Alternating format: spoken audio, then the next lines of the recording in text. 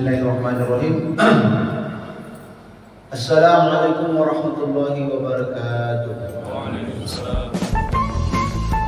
Alhamdulillahi rabbil alamin. Wassalatu wassalamu ala asyrafil anbiya'i wal mursalin wa ala alihi wa ashabihi wa man tabi'ahum bi ihsanin ila yaumil wa ba'du. Bapak-bapak dan hadirin sekalian yang dirahmati Allah Subhanahu wa taala, alhamdulillah kita bersyukur kepada Allah Subhanahu wa taala karena pada kesempatan yang berbahagia ini kita dapat menghadiri majelis ilmu. Semoga apa yang kita lakukan ini diterima oleh Allah Subhanahu wa taala dan kita semuanya ditakdirkan selalu oleh Allah Subhanahu wa taala dalam keadaan baik. Bapak-bapak dan jamaah sekalian yang dirahmati Allah Subhanahu wa taala, kita lanjutkan kembali kajian kita tentang asyaratu asbabin linsirahi sadri, 10 sebab yang mendatangkan kelapangan dada. Pada pertemuan beberapa pekan yang lalu kita telah menjelaskan sebab yang pertama yang mendatangkan kelapangan dada, ketenangan jiwa, kedamaian batin adalah mentauhidkan Allah Subhanahu wa taala. Kemudian yang kedua adalah Allah Subhanahu wa taala menganugerahkan cahaya ke dalam hati seseorang, dan orang-orang yang ditakdirkan oleh Allah Subhanahu wa taala menjadi seorang muslim, maka sesungguhnya dia telah berada di atas cahaya Allah Subhanahu wa taala, sebagaimana firman Allah dalam surah Az-Zumar ayat yang ke-22 ya. Afaman syarahullahu sadrahu lil Islam fa huwa ala nurin min rabbih.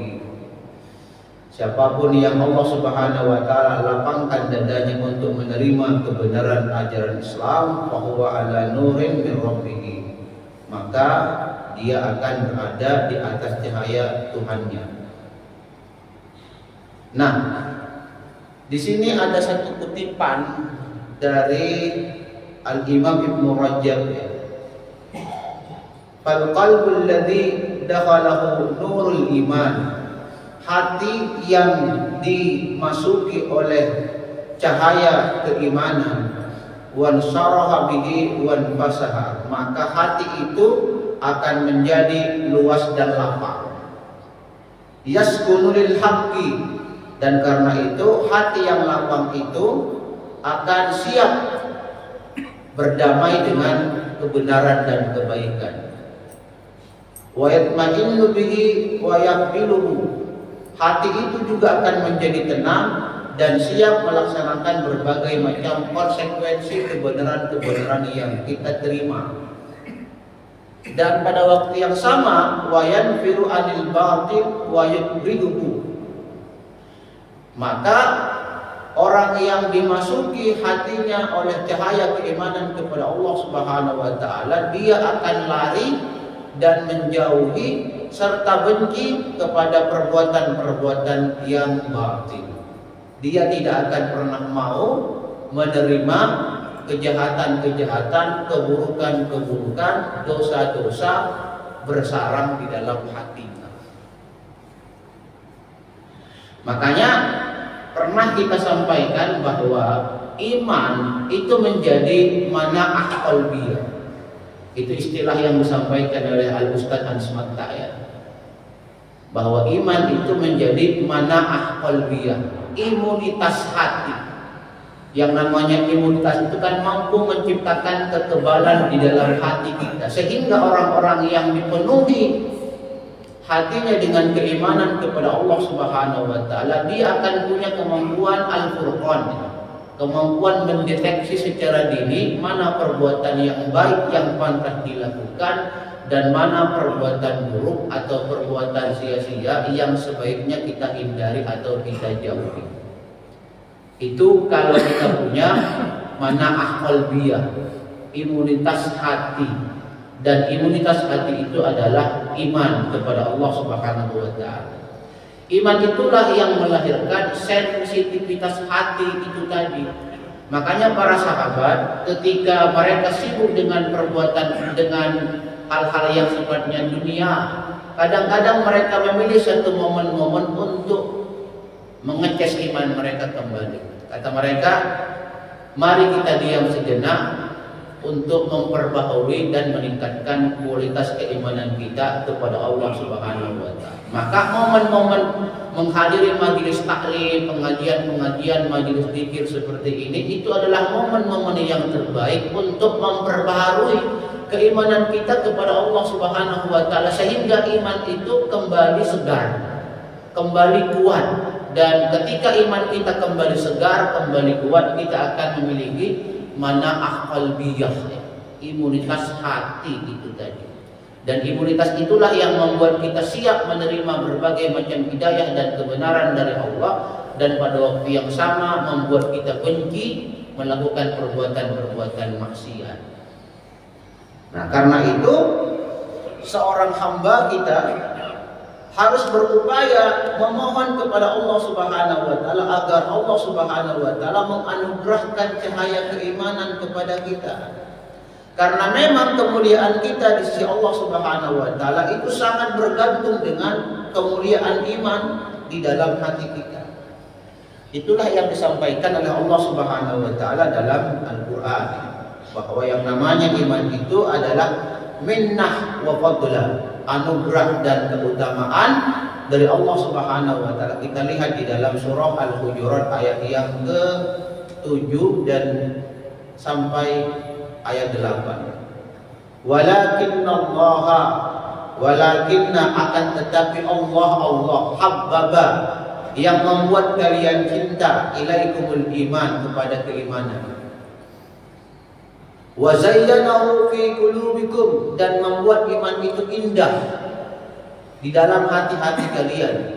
Wa karraha ilaikumul kufra wal fusuqa wal isyan, Allah lah yang membuat kalian benci kepada perbuatan kekufuran, perbuatan fasik, dan perbuatan dosa maksiat. Ulaika humur rasyidun, itulah orang-orang yang mendapatkan petunjuk. Nah, siapa itu orang-orang yang mendapatkan petunjuk itu tadi? Orang-orang yang diberikan rasa cinta kepada keimanan oleh Allah Subhanahu wa taala, dan kemudian mereka juga dibencikan oleh Allah Subhanahu wa taala kepada perbuatan kafir, kepada perbuatan fasik dan perbuatan dosa. Tetapi diingat, fadlan minallahi wa nikmah. Tetapi semua itu merupakan keutamaan dan nikmat dari Allah Subhanahu wa taala. Makanya kan kita sering mendengar bahwa nikmat yang terbesar itu adalah nikmatul iman, nikmat keimanan. Wallahu alimun hakim, dan Allah itu maha mengetahui lagi maha bijaksana. Siapa di antara kita itu yang pantas menerima cahaya keimanan dari Allah Subhanahu wa taala? Jadi tentu kita perlu mengkondisikan jiwa kita secara spiritual agar kita pantas menerima cahaya keimanan kepada Allah Subhanahu wa taala. Karena yang namanya iman itu adalah anugerah pemberian dari Allah Subhanahu wa taala, maka kita dianjurkan oleh Nabi Muhammad sallallahu alaihi wasallam untuk memperbaharui keimanan kita dalam bentuk doa. Di sini, maka seorang muslim itu ayujaddidal imana fi qalbihi, dia memohon kepada Allah Subhanahu wa taala agar Allah memperbaharui keimanannya di dalam hatinya, agar dia mendapatkan bagian yang sangat besar dari cahaya keimanan itu kepada Allah Subhanahu wa taala. Kenapa kita perlu meminta? Karena yang namanya iman itu sama seperti baju ya. Kita lihat ya. Dalam sebuah hadis Nabi Muhammad sallallahu alaihi wasallam, innal imana la yakhlaqu. Sesungguhnya iman itu akan lesu atau apa namanya, atau kusam ya. Fi jawfi ahadikum, seperti di dalam rongga dada kalian. Makanya kan sering dikatakan bahwa yang namanya iman iman itu ada di dalam dada. Al-imanu hahuna, kata Nabi Muhammad sallallahu alaihi wasallam. Iman itu di sini. Wa yusiru ila sadri, dan Nabi Muhammad sallallahu alaihi wasallam menunjukkan dadanya sebanyak 3 kali. Yang menunjukkan bahwa mahallul iman, bahwa tempat bersarangnya iman itu ada di dalam jiwa, ada di dalam qalbun, ada di dalam hati. Kama yahlaqus sawbu al-khaliq, sebagaimana akan usangnya pakaian. Kalau pakaian bisa menjadi usang, menjadi pudar warnanya dan lain-lain sebagainya, seperti itulah nanti posisi iman di dalam hati kita. Fas'alullaha ayyujaddidal imana fi qulubikum, karena iman punya sifat berkurang, punya sifat turun, atau dalam bahasa hadis tadi Nabi Muhammad SAW bisa saja menjadi usang. Maka kita memohon kepada Allah Subhanahu wa taala agar Allah memperbaharui keimanan kita setiap hari. Kenapa iman itu bisa bertambah dan berkurang? Karena tempatnya ada di dalam hati. Dan segala sesuatu yang berkaitan dengan hati, kata para ulama, itu juga mengalami fluktuasi. Cinta itu kan berkaitan dengan hati. Karena itu cinta mengalami fluktuasi, kadang naik, kadang turun. Anda bisa rasakan sendiri bapak-bapak dan jemaah sekalian, cinta kita kepada seorang istri, kepada istri kita, itu kan tidak pernah berjalan secara stabil. Kadang-kadang kita itu sangat cinta, ya, akhirnya dipeluk-peluk. Kadang-kadang juga kita malas akhirnya. Nah, karena itu perlu dinamakan upaya-upaya tertentu untuk menjaga stabilitas cinta kita kepada istri kita. Misalnya sekali-kali liburan bersama, sekali-kali goes bareng, sekali-kali sarapan bersama, dan lain-lain sebagainya. Itu upaya-upaya yang menguatkan cinta. Ya. Nah, seperti itulah yang namanya iman juga. Karena iman berkaitan dengan hati, maka al-imanu yazidu wa yanqus. Iman itu juga mengalami fluktuasi, kadang bertambah, kadang turun. Nah, makanya karena dia punya sifat itu, maka kita diajarkan oleh Nabi kita Muhammad SAW untuk berdoa, ya muqallibal qulub, wahai zat yang membolak-bolakkan hati, sabbit qalbi ala dini. Atau yang populer, ihdinas siratal mustaqim. Itu aja. Tunjukkanlah kami jalan yang lurus. Kenapa kita memohon kepada Allah Subhanahu wa taala jalan yang lurus? Karena memang tidak ada yang bisa menjamin dirinya menjadi orang yang istiqomah sampai mati. Iya kan? Ada yang mampu menjaminkan dirinya bahwa dia akan mati dalam keadaan husnul khotimah? Tidak ada, kecuali Allah Subhanahu wa taala, karena kematian itu sesuatu yang mustahil dan keistiqomahan itu juga sesuatu yang mustahil.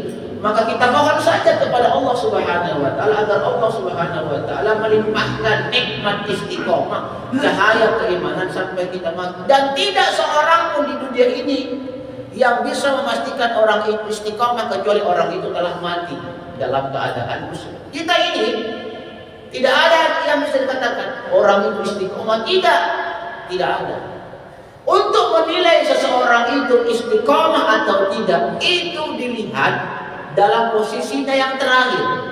Dia mati dalam keadaan muslim atau tidak. Kalau dia mati dalam keadaan muslim, orang itu dianggap istiqomah.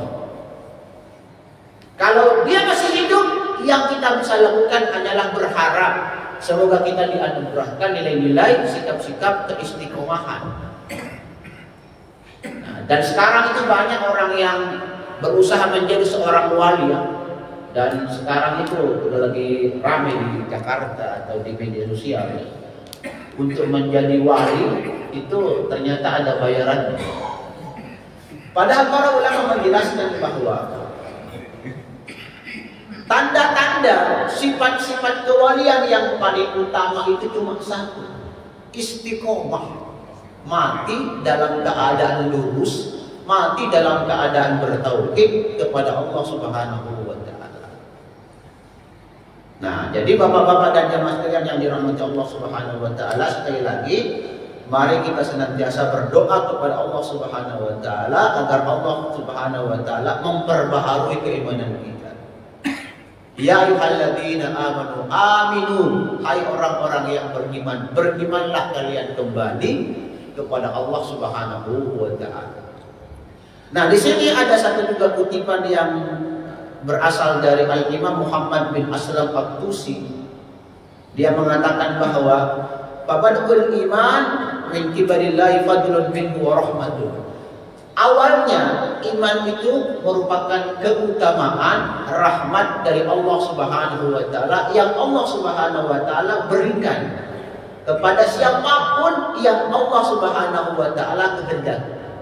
Ketika Allah Subhanahu wa taala menganugerahkan iman di dalam hati kita, maka iman itu akan melahirkan cahaya yang menerangi hati kita.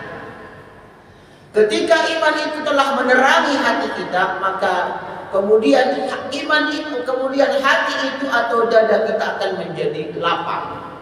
Ketika hati kita menjadi lapang, maka kemudian iman itu bertambah dan kemudian kita diberikan rasa cinta oleh Allah Subhanahu wa taala kepada keimanan.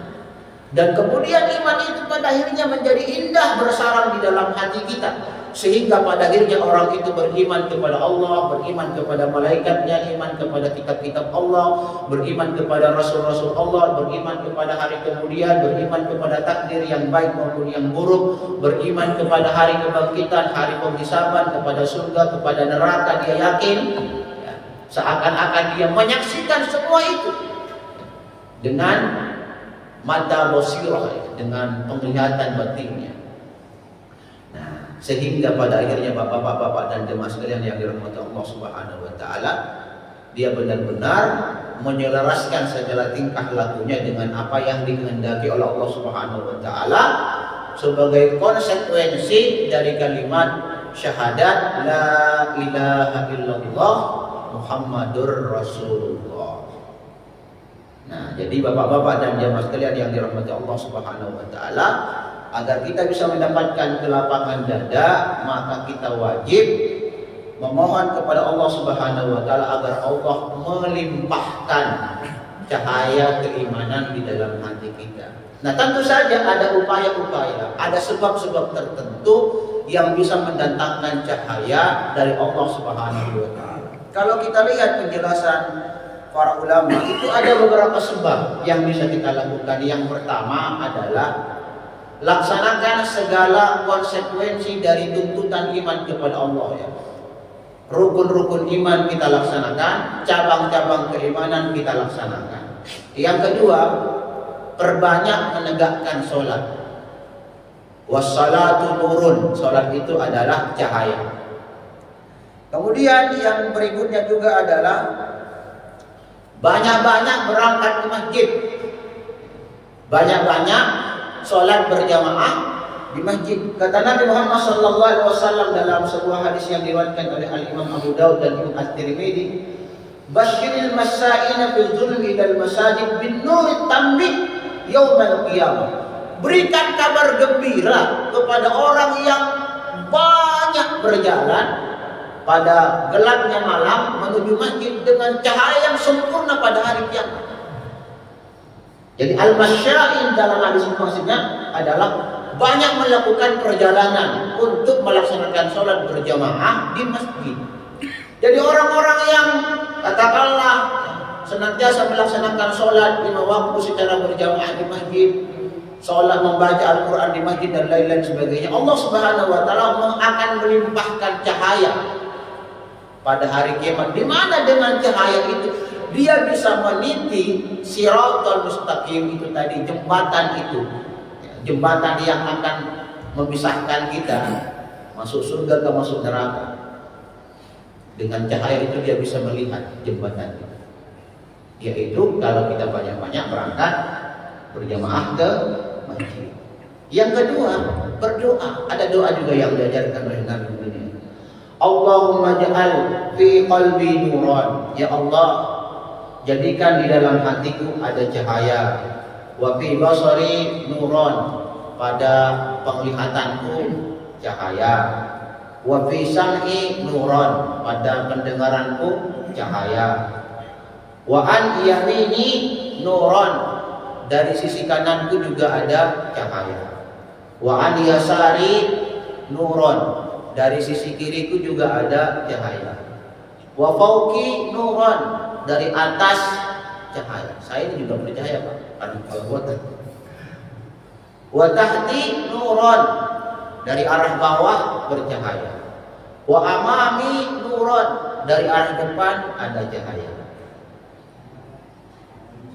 Dari belakang juga ada cahaya. Wa ja'alli nuron, semuanya kita mohon kepada Allah Subhanahu wa taala kehidupan kita ini bercahaya. Jadi diminta memang.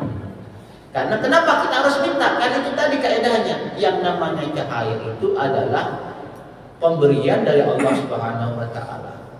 Yang namanya pemberian sebaiknya kita minta kepada Allah Subhanahu wa taala. Dan memang Allah Subhanahu wa taala itu sangat cinta kepada orang-orang yang rajin meminta. Nah, yang terakhir juga yang bisa kita upayakan agar kita bisa mendapatkan cahaya dari Allah Subhanahu wa taala adalah memperbanyak pertaubatan kepada Allah Subhanahu wa taala. Kita lihat di dalam surah At-Tahrim, Bapak-bapak nanti cek ya, lihat ayatnya. Ya ayyuhalladzina amanu, hai orang-orang yang beriman, tubu ilallahi taubatan nasuha, bertaubatlah kalian dengan taubat yang murni, dengan taubat yang tulus ya, dengan taubat yang ikhlas. Asa rabbukum ayyukaffira ankum sayiatikum. Mudah-mudahan dengan taubat nasuha itu Allah Subhanahu wa taala akan menutupi semua kesalahan-kesalahan kalian. Wa yudkhilakum jannatin tajri min tahtihal anhar, dan Allah Subhanahu wa taala akan memasukkan kalian ke dalam surganya. Jadi manfaat yang pertama dari taubat, satu, menutup dosa-dosa. Yang kedua, Allah Subhanahu wa taala akan memasukkan kita ke dalam surga.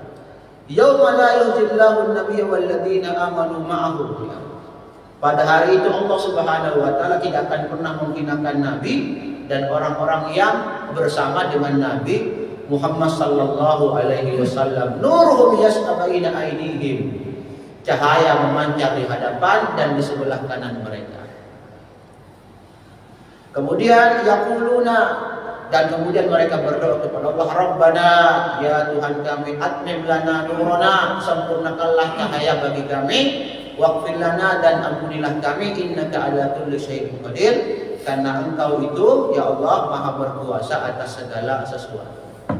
Jadi di dalam ayat ini Bapak-bapak dan jemaah sekalian ada 3 keutamaan kalau kita benar-benar bertaubat kepada Allah Subhanahu wa taala dengan taubatan nasuha. Yang pertama, menutupi dosa-dosa. Yang kedua, memasukkan kita ke dalam surga. Yang ketiga, Allah Subhanahu wa taala akan melimpahkan cahaya kepada kita. Dan kita kemudian juga berdoa kepada Allah Subhanahu wa taala, Rabbana atmim lana nurana, ya Allah sempurnakanlah cahaya bagi kami. Jadi taubat harus kita laksanakan secara penuh. Berikutnya Bapak-bapak dan jemaah sekalian yang dirahmati Allah Subhanahu wa taala, sebab yang ketiga agar kita mendapatkan kelapangan dada, ketenangan batin, kedamaian jiwa, kita harus berupaya untuk mendapatkan ilmu yang bermanfaat.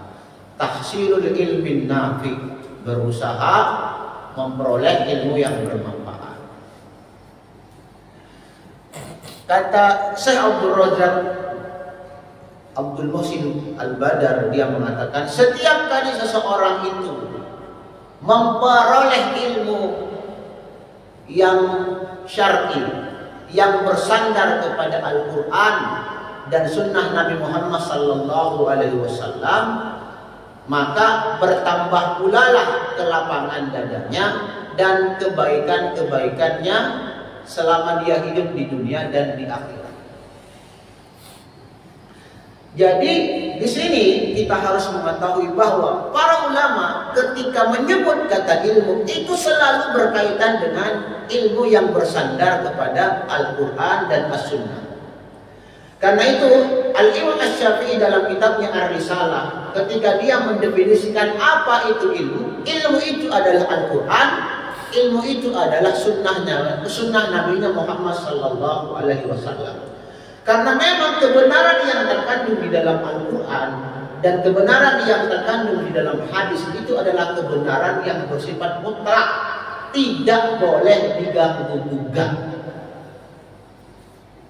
Dan kebenaran yang terdapat di dalam Al-Quran, kebenaran yang terdapat di dalam hadis itu bersifat universal, berlaku bagi seluruh zaman, tempat, situasi, dan kondisi. Itu yang dimaksud dengan Al-Quran salihun li kulli zamanin wa makan. Al-Quran itu senantiasa sesuai dengan perkembangan tempat dan situasi. Wal hadis, dan hadis Nabi Muhammad sallallahu alaihi wasallam salihun li kulli zaman wa makan juga begitu. Terutama untuk hadis-hadis yang validitasnya bisa dipertanggungjawabkan secara ilmiah. Kenapa? Karena hadis dan Al-Quran itu sama-sama berasal dari wahyu Allah Subhanahu wa Ta'ala. Nah, karena itu sekali lagi kita harus berupaya untuk mendapatkan ilmu agama ini. Dan itulah yang disampaikan oleh Nabi kita Muhammad sallallahu alaihi wasallam, man yuridillahu khairan. Siapa yang Allah Subhanahu wa Ta'ala kehendaki orang itu menjadi baik. Baik apanya? Semuanya. Baik wajahnya, baik dadanya, baik hatinya, baik matanya, baik semuanya, baik ekonominya. Apalagi kalau sekarang kita hafal Al-Quran, hafid, suaranya bagus, tidak mungkin itu miskin orang. Sudah hafal Al-Quran 30 juz, bagus lagi suaranya, jadi imam itu. Sekarang gaji imam rata-rata kalau yang kualifikasinya seperti itu rata-rata kalau di kota-kota besar 10 juta. Makanya kalau misalnya bapak-bapak memasukkan anaknya untuk pendidikan tahfidz, tidak usah terlalu khawatir dengan kehidupan ekonominya. Allah Subhanahu wa Ta'ala menjamin siapapun yang memuliakan Al-Quran, maka Allah pun akan memuliakan dia. Karena itu tidak ada ceritanya orang yang menghafal Al-Quran miskin, apalagi kalau dia punya suara yang bagus. Kemarin Masjid At-Taqwa kan dibutuhkan ini gajinya 4 juta ke atas. Makanya kalau gaji An-Nur itu agak murah ya, cuma dua sekian. Makanya cocok itu Pak Taufik gaji 10 juta. Ada kabar dia kayaknya. Kemarin ada MTQ kan, imam kita hadiahnya lumayan 21 juta kan. Nah, itu satu bukti. Jadi khair, kebaikan. Yufaqihu fiddin. Siapapun yang Allah Subhanahu wa Ta'ala kehendaki orang itu menjadi orang yang baik, maka Allah Subhanahu wa Ta'ala akan memberikan pemahaman kepada dia tentang agama. Dan itulah yang dimaksud dengan al-ilmun nafi', ilmu yang bermanfaat. Maka dikatakan di dalam kitab ini, fal ilmu fihi rif'atul abdi. Maka ilmu yang dimiliki oleh seseorang itu akan mengangkat derajatnya. Dia akan menjadi orang yang bahagia, dia akan menjadi orang yang sukses di dunia dan di akhirat. Dia akan mendapatkan cahaya yang menerangi seluruh jalan-jalan kehidupannya. Contoh kecil, saya sering menyampaikan contoh ini. Ada dua orang yang sama-sama mengangkat batu.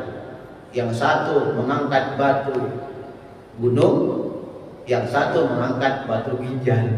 Beda bayaran. Kenapa beda bayaran? Beda ilmunya, kesian. Makanya dikatakan oleh Allah Subhanahu wa Ta'ala, hal yastawil ladzina ya'lamuna wal ladzina la ya'lamun. Apakah sama orang yang berpengetahuan dengan orang yang tidak berpengetahuan? Itu tidak sama. Makanya kalau Anda membaca buku yang dikarang oleh Al-Imam Al-Ghazali, dia punya buku namanya Kimiyatus Sa'adah, kimia kebahagiaan. Dia menjelaskan bahwa kebahagiaan itu bertingkat-tingkat. Ada yang disebut dengan kebahagiaan secara fisik. Orang yang makan kambing dengan orang yang cuma tiap hari kasih makan tahu, mana apakah sama tingkat kebahagiaannya? Yang satu cuma tempe terus tiap hari, yang sana variatif. Hari ini jodoh, besok ikan bakar Pak Juma. Itu tingkat kebahagiaannya beda-beda. Itu namanya kebahagiaan fisik, makanan, malam Jumat itu namanya kebahagiaan secara fisik. Orang yang badannya sehat ya, yang tidak ada masalah secara fisik, jalannya masih lancar, itu dia bahagia, tapi itu kebahagiaan fisik. Nah yang kedua, di atas kebahagiaan fisik itu ada namanya kebahagiaan intelektual. Orang yang berpengetahuan itu berbeda tingkat kebahagiaannya dengan orang yang tidak berpengetahuan. Makanya kemudian kita itu didorong oleh Allah Subhanahu wa taala untuk berilmu, agar dengan ilmu itu kita bisa mendapatkan kebahagiaan secara intelektual. Banyak orang-orang yang barangkali ya, secara gaji penghasilannya itu tidak terlalu banyak, tapi dia bertahan menjadi guru. Kenapa? Karena dia bahagia dengan apa yang dia lakukan. Itu namanya kebahagiaan intelektual yang tidak dirasakan oleh orang lain. Banyak ceritanya. Kalau tidak percaya, baca saja novelnya Andre Hirata, Laskar Pelangi yang menceritakan tentang sekolah Muhammadiyah di Belitung sana. Kenapa Pak Mus namanya, Pak Mus ya? Cuma nggak tahu nama lengkap Pak Mus. Kenapa Pak Mus itu bertahan seperti itu? Penghasilannya tidak ada, malah dia kemudian dijadikan PNS yang penting, berhenti ngajar di sekolah Muhammadiyah itu. Karena dia mendapatkan kebahagiaan secara intelektual dengan apa yang dia lakukan, dan itu tidak dirasakan oleh orang lain. Yang merasakan itu memang cuma dia. Makanya kita harus berilmu. Makanya kan kalau kita lihat, ilmu itu adalah raudhah min riyadil jannah. Ilmu itu adalah taman dari taman-taman surga. Yang namanya taman itu mendatangkan ketenangan tidak? Yang namanya kita berada di dalam taman, itu kita pasti mendapatkan kebahagiaan. Contoh kecil, nggak usah jauh-jauh lah. Anak kita kalau kita bawa ke taman cedanya itu sampai sekarang belum pernah dibuka ya. Padahal yang lain-lain sudah dibuka, yang sana masih tutup. Itu juga tidak tahu kenapa, kapan itu. Anak-anak saya tiap hari, kapan ini dibuka ini, mau main-main. Cuma mau lihat unta-untanya itu sama jerapah-jerapahnya. Anak-anak itu menjadi tenang, menjadi bahagia kalau dibawa ke taman. Kita juga masuk ke taman itu ada perasaan enak tersendiri. Maka orang-orang yang berada di majelis ilmu itu juga akan mendapatkan ketenangan, akan mendapatkan kebahagiaan, akan mendapatkan kenyamanan. Apalagi setelah kita mendapatkan nutrisi secara intelektual, kita mendapatkan nutrisi secara fisikal. Ada nasi kuning, katanya hari ini saya mau kasar. Kita buktikan saja. Iya kan? Ada kebahagiaan. Kebahagiaan secara intelektual karena kita dapat ilmu, yang namanya ilmu itu adalah cahaya barokah dari Allah Subhanahu wa taala, dan kebahagiaan secara fisik, kita bisa makan bersama, kita bisa silaturahim dan lain-lain. Karena itu para ulama ketika menulis tentang ilmu itu selalu dikaitkan dengan taman. Contohnya misalnya begini. Para ulama misalnya ya menulis satu kitab namanya Raudhatul Uqala, tamannya orang-orang yang berakal. Bustanul Arifin, ya, kebunnya orang-orang yang arif, yang mengenal Allah Subhanahu wa taala. Riyadus Shalihin, tamannya orang-orang yang soleh kepada Allah Subhanahu wa taala. Kenapa para ulama itu menggunakan istilah-istilah raudhah, istilah-istilah bustan, ya, kemudian istilah-istilah riyad. Kalau riyadu ini artinya sama dengan raudhah, ya. Karena memang itu simbol yang mengisyaratkan kepada kita, yang mengajarkan kepada kita bahwa kalau kita belajar, kalau kita hidup di majelis ilmu, majelis taklim, majelis zikir, itu mendatangkan kebaikan, keberkahan, kebahagiaan, kedamaian, ketenangan di dalam hidup. Intinya itu. Nah, di sini ditutup oleh beliau satu hadis Nabi Muhammad SAW yang diriwayatkan oleh Imam Muslim, ya. Man salaka tariqan, siapa yang menempuh satu jalan, yaltamisu fihi ilman, dengan niat mencari ilmu, sahhalallahu lahu bihi tariqan ilal jannah, maka Allah Subhanahu wa taala memudahkan baginya bihi, dengan ilmu yang dia cari tadi, ilal tariqan ilal jannah, jalan menuju surga. Nah, perhatikan di sini Bapak-bapak dan jemaah sekalian, dalam hadis ini Nabi Muhammad SAW menyebut kata tarikon itu dengan isim nakirah, jalan.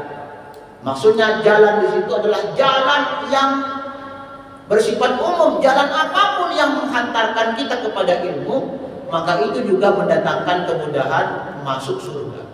Nah, jalan-jalan mencari pengetahuan sekarang banyak ya. Bapak-bapak bisa belajar atau mencari ilmu lewat YouTube ya, lewat grup-grup WA ya kan, lewat majelis taklim, lewat sekolah, lewat kampus, lewat diskusi, lewat konsultasi. Itu semuanya termasuk dalam pengertian tarikon, jalan. Jadi orang yang belajar agama lewat YouTube, tapi juga kita perlu selektif ya. Ini ustadznya benar atau tidak? Karena sekarang juga banyak ulama-ulama yang kadang-kadang menjelaskan sesuatu bertentangan dengan nilai-nilai Al-Quran. Misalnya tadi itu ya, yang saya contohkan tadi, para wali-wali nyeleneh itu ya, misalnya begitu. Makanya kita perlu selektif. Bertanya lewat WA, kalau kita menghadapi satu persoalan kita tanya ustadz yang kita akui otoritasnya ya. Kemudian kita membaca buku atau membeli buku atau menghadiahkan buku bagi para ustadz, dan mudah-mudahan dengan buku yang kita hadiahkan dia ajarkan kepada orang lain, dan kita berharap kita juga mendapatkan bagian dari pahala itu. Nah, itu termasuk dalam pengertian tarikon. Kemudian di sini ilmu ya sama. Ilmunya di dalam ayat ini, dalam hadis ini diungkapkan secara nakirah, sifatnya umum. Ilmu apa?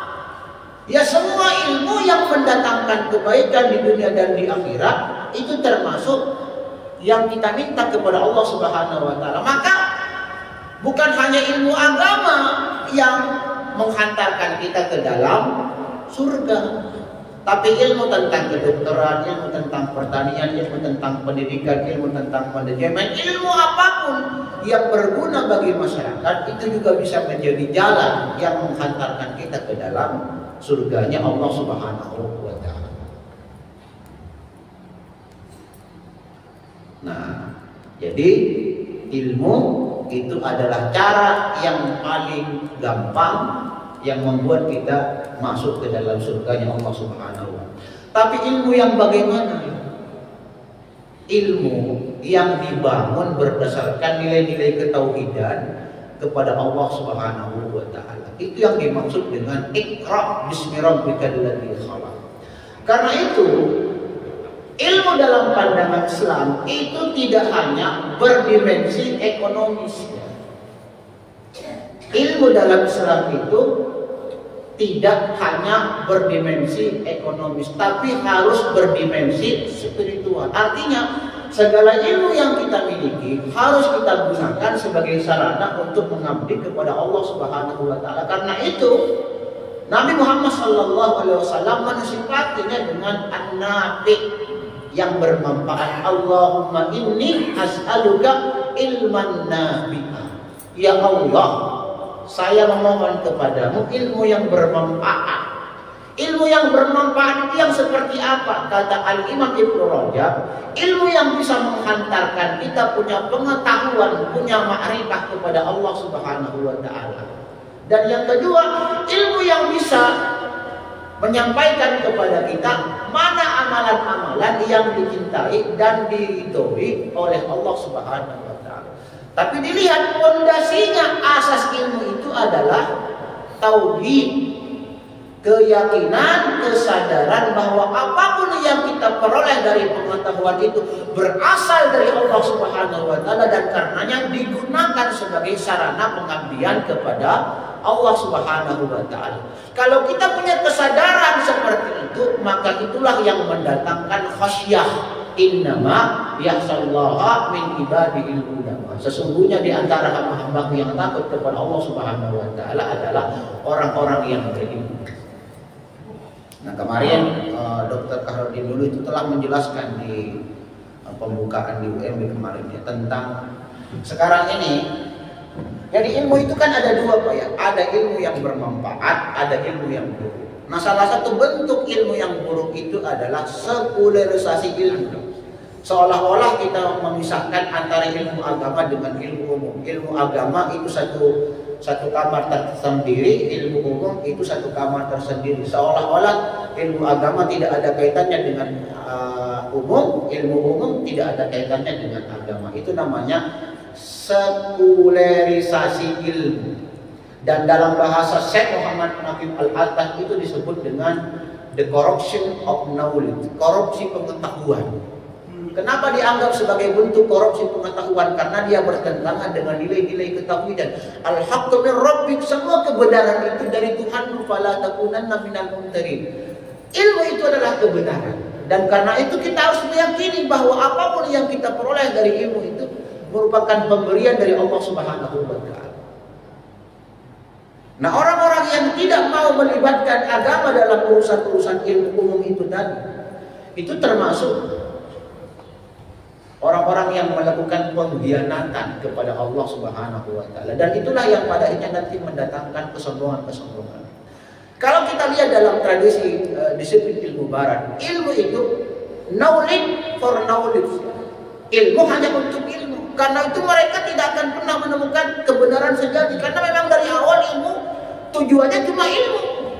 Mereka, tapi kalau dalam Islam itu ada, kalau dalam filsafat itu kan ada 3 yang dibahas ya. Ini sedikit kita bahas. Yang pertama, kita akan belajar tentang ontologi. Ilmu itu apa maknanya? Yang kedua, epistemologi. Sumber-sumber ilmu itu dari mana? Itu nanti ada perbedaan antara sumber-sumber ilmu menurut disiplin ilmu barat dengan disiplin ilmu Islam. Kalau orang-orang barat itu tidak percaya Al-Quran, hadis, wahyu sebagai sumber ilmu. Yang namanya ilmu itu dalam tradisi barat adalah sesuatu yang bisa diindra, sesuatu yang bisa dilihat, sesuatu yang bisa diverifikasi secara nyata. Yang namanya wahyu itu omong kosong belaka. Itu tidak mereka anggap sebagai sumber pengetahuan. Karena itu metode penelitian yang berkembang dalam barat adalah observasi, objektivisme, empirisme dan lain-lain. Tapi kalau dalam Islam sumber ilmu itu banyak. Pertama dari Al-Quran, wahyu. Yang kedua dari intuisi. Makanya kalau bapak-bapak lihat metode Muhammadiyah itu ada namanya metode irfan. Ada burhan, ada irfan. Irfan itu berasal dari intuisi, hati yang bersih, yang kemudian Allah Subhanahu wa taala menampakkan kebenaran kepada orang yang bersangkutan. Kalau dalam bahasa tasawuf namanya kasyaf, penampakan kebenaran. Contohnya ada tidak? Coba lihat dalam peristiwanya Umar bin Khattab. Umar bin Khattab itu pernah mengirimkan sebuah pasukan ke negeri, pokoknya keluar Madinah. Kemudian mereka berkecamuk ya, peperangan ini terjadi, pertempuran berkecamuk ya. Dan kemudian kaum muslimin ini terdesak, hampir kalah. Kemudian Umar bin Khattab melihat penampakan itu secara langsung ya. Kalau dalam bahasa sekarang itu live. Kemudian dia naik ke atas gunung, naik ke atas gunung, naik ke atas, dan suaranya Umar bin Khattab ini itu didengar oleh prajuritnya yang jauhnya ribuan mil. Kemudian ketika selesai terjadi pertempuran ini, datanglah mereka kembali ke kota Madinah dan mengkonfirmasi. Apa benar Umar, Anda wahai Amirul Mukminin ngomong seperti itu? Naiklah kami dan kami benar, saya melihat benar. Itu namanya kasyaf. Itu ilmu enggak? Ilmu dari Allah Subhanahu wa taala. Nah, ada juga yang disebut dengan ilham. Nah, ilham. Itu ilmu dari siapa? Ilmu dari Allah Subhanahu wa taala. Nah, kalau wahyu kan sudah tidak ada. Wahyu sudah selesai dengan kematian Nabi kita Muhammad sallallahu alaihi wasallam. Tetapi Allah Subhanahu wa taala masih memberikan ilham kepada hamba-hambanya. Kepada siapa? Wattaqullah wa yu'allimukumullah. Bertakwalah kalian kepada Allah, Allah akan memberikan pengajaran ilmu kepada kalian. Makanya kalau kita lihat para ulama terdahulu, antara yang namanya ibadah bagian yang tidak terpisahkan ketika mereka menghadapi berbagai macam masalah dalam keilmuan yang mereka tekuni atau yang mereka teliti, mereka sholat. Dan kemudian Allah Subhanahu wa Ta'ala menampakkan atau memberikan solusi dari masalah. Karena itu banyak sekali ya, kemajuan-kemajuan yang dicapai oleh umat Islam dalam bidang pengetahuan. Kenapa? Karena mereka tidak hanya sekedar mengandalkan metode eksperimen, metode pengamatan, metode penelitian lapangan, tetapi yang paling penting itu adalah metode memohon petunjuk kepada Allah Subhanahu wa Ta'ala. Rabbi zidni ilma. Allahumma inni as'aluka ilman nafi. Dan pencapaian kaum muslimin dalam bidang pengetahuan itu nggak mungkin bisa dikalahkan atau disamai oleh orang-orang barat sampai hari ini. Ilmunya ya, bukan teknologinya ya. Itu bedakan Pak antara ilmu dan teknologi. Apalagi semua pengetahuan barat sekarang ini itu merupakan hanya pengembangan dari ilmu-ilmu yang telah dikembangkan oleh kaum muslimin sejak dahulu. Nah, ini sebenarnya panjang, cuma kita lewati saja. Nah, sudah jam 6. Intinya Bapak-bapak dan Dewa sekalian yang dirahmati Allah Subhanahu wa Ta'ala, kesimpulannya, kalau kita ingin mendapatkan kelapangan dada, kebahagiaan batin, ketenangan jiwa, satu, bertauhid kepada Allah Subhanahu wa Ta'ala dengan tauhid yang sebenar-benarnya. Yang kedua, memohon kepada Allah Subhanahu wa Ta'ala dengan memohon cahaya kepada Allah Subhanahu wa Ta'ala. Salah satu bentuk upaya yang bisa kita lakukan agar Allah Subhanahu wa Ta'ala menganugerahkan cahaya iman di dalam hati kita, satu, berbanyak sholat, terutama sholat 5 waktu. Kalau kita sholat sunnah yang lain lebih baik lagi. Tapi kalau bapak-bapak tidak mau melaksanakan sholat sunnah yang lain, tidak apa-apa. Yang penting sholat 5 waktunya saja. Yang ketiga, lebih bagus lagi kalau sholat 5 waktu itu tadi dilaksanakan secara berjamaah di masjid. Yang keempat, menjaga kehormatan. Saya kemarin sudah menyampaikan dalam surah An-Nur itu kan intinya tentang apa? Tentang pentingnya menjaga kehormatan, tentang menjaga muru'ah harga diri.